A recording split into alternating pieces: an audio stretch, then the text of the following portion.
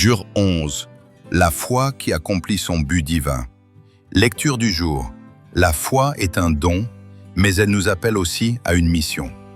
L'une des meilleures façons de transmettre la foi est de marcher dans les bonnes œuvres que Dieu a conçues pour nous. Car par la grâce qui m'a été donnée, je dis à chacun de ceux qui sont parmi vous de ne pas avoir une haute pensée de lui-même, au-dessus de celle qu'il convient d'avoir, mais de penser de manière à avoir de saines pensées, selon la mesure de foi que Dieu a départie à chacun. Car comme dans un seul corps nous avons plusieurs membres, et que tous les membres n'ont pas la même fonction, ainsi nous qui sommes plusieurs, sommes un seul corps en Christ, et chacun individuellement membre l'un de l'autre. Or ayant des dons de grâce différents, selon la grâce qui nous a été donnée, soit la prophétie, prophétisons, selon la proportion de la foi.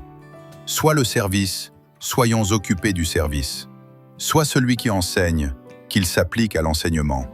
Soit celui qui exhorte, à l'exhortation. Celui qui distribue, qu'il le fasse en simplicité. Celui qui est à la tête, qu'il conduise soigneusement. Celui qui exerce la miséricorde, qu'il le fasse joyeusement. Romains 12, 3 à 8. Lecture supplémentaire.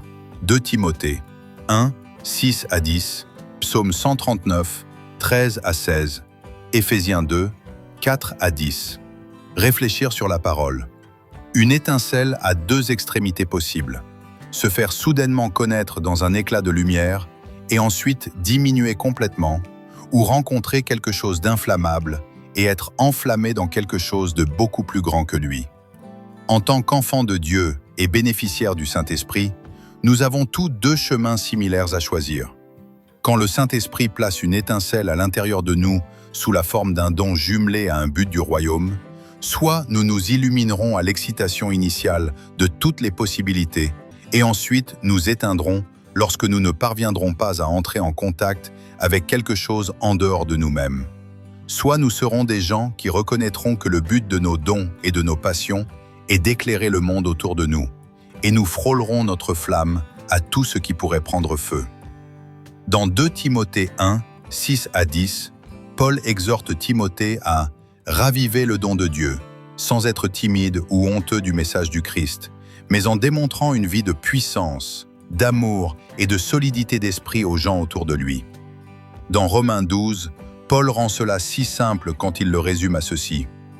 Avez-vous le don de prophétie? Prophétisez. Êtes-vous capable de servir? Servez. Votre don est-il la capacité d'enseigner ou d'encourager ou de donner?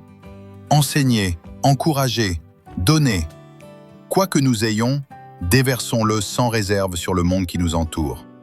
Ce faisant, nous constaterons que nos dons ne s'éteignent jamais et que notre étincelle n'est jamais diminuée, mais plutôt que nous brûlons plus fort et plus brillant que nous n'aurions jamais pu par nous-mêmes. Prière plus contemplation. 1.